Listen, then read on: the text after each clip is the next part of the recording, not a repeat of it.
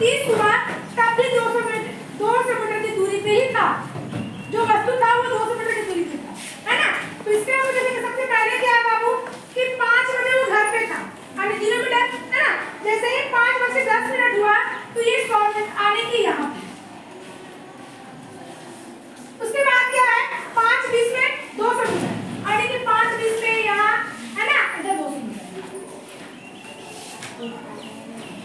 अब ध्यान दो अगली कंडीशन में क्या है ना कि 5:30 वह जो व्यक्ति की जो गति है ना वो 200 का 200 ही रहता है ना। आने की जैसे ही 5:30 होता है तो वह जो व्यक्ति है वो 200 मीटर की दूरी पे ही रहता है ना। आने की जैसे ही 5:30 आने यहाँ पे तो ये वस्तु की जो गति है वो 200 मीटर की रहती है। तो इसका मतलब क्या है कि जो वस्तु है ना समय तो बढ़ा लेकिन वस्तु की गति में कोई परिवर्तन नहीं हुआ। वस्तु जो है यहाँ पे आने की 5:30 समय हो गया लेकिन जो वह वस्तु है उसकी जो गति है वो स्थिर थी, इसीलिए वो 200 मीटर की दूरी पे ही अभी तक वहीं पे है ना। आने के 5:30 तक भी वो 200 मीटर की दूरी पे और इसकी गति में कोई परिवर्तन नहीं हुआ। और ये किसका उदाहरण है असमान गति का। दूरी समय ग्राफ में हम देखेंगे, है ना। इसको लोग क्या करेंगे मिलाएंगे। ये ग्राफ इस तरह से बनेगा कि नहीं। इसका मतलब क्या हुआ कि 10 मिनट में 100 मीटर दूरी चला, अगले 10 मिनट में 200 मीटर और फिर टाइम बढ़ा 5:30 हुआ लेकिन जो वस्तु है उसकी गति में कोई परिवर्तन नहीं हुआ यानी वस्तु 5:30 तक वस्तु स्थिर। बात समझ में आया, है ना। अब हम दूसरा ग्राफ देखेंगे।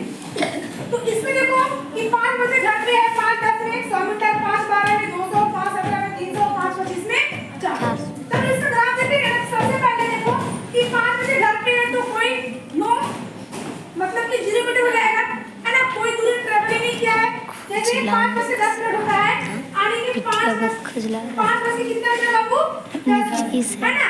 तो जैसे ही यहाँ 5:10 हो जाता है तो व्यक्ति कितना चलता है बाबू यहाँ पे उसका जस्ट इधर लेफ्ट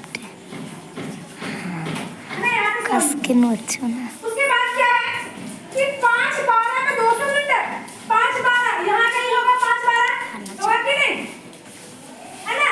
और ये कितना मीटर है 200 मीटर।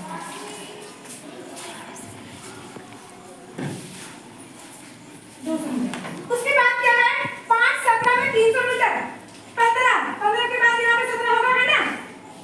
17 यहाँ पे कितना है 300 मीटर।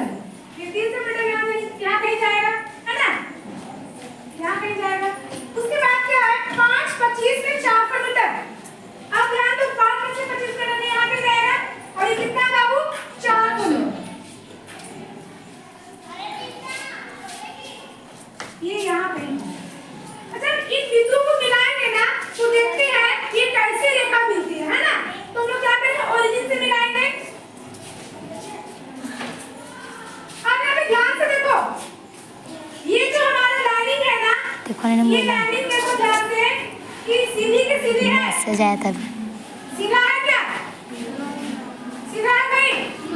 ये वक्र रेखा आने ये क्या है कि असमान गति का दूरी समय ग्राफ, है ना। आने ये जो लाइन है ये साफ बताता है कि समान समय में या असमान समय में जो वस्तु की जो द्वारा दूरी तय किया गया था वो कैसा है असमान है।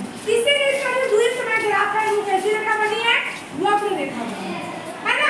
जैसे कि यहाँ पे देख सकते हैं यहाँ तक क्या एक समान सही है उसके बाद जो वस्तु है कि वस्तु जो है वो स्थिर कोई गति हुआ ही नहीं, है ना। और जब हम दूसरा ग्राफ देखते हैं तो ये वक्र रेखा की बात है।